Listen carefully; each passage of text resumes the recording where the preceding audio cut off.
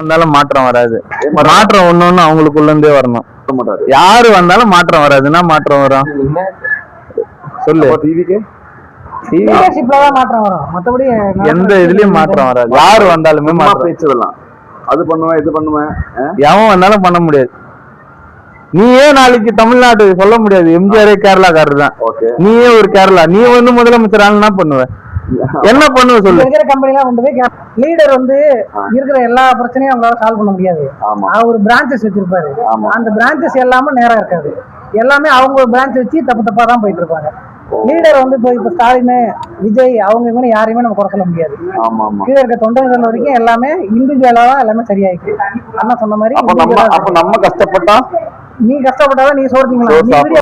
மக்கள் வந்து அதாவது எப்படி சொல்லலாம், மக்கள் வந்து இப்போ நம்மளுக்கு வந்து ஒரு பகுத்தறிவு வருது தெரியுமா?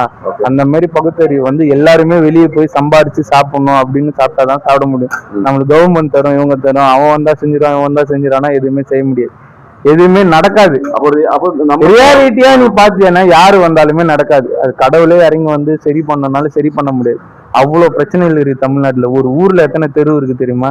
ஒரு தெருவுக்கு எத்தனை பிரச்சனை இருக்கு தெரியுமா? இதெல்லாம் எந்த கவர்மெண்ட் வந்து சரி பண்ண முடியும்? அடிப்படை சிஸ்டமே இங்க சரியில்லை. அது யாரு வந்தாலும் மாத்தவே முடியாது. உன்னை நீயே தான் மாத்திக்கணும். உன்னை நீயே தான் திருப்பிக்கலாம். இண்டிவிஜுவலா மாறி அவன் வேலையை பார்த்தா நாடு ஆட்டோமேட்டிக்கா சரியாயிடும். இதுதான் உண்மை.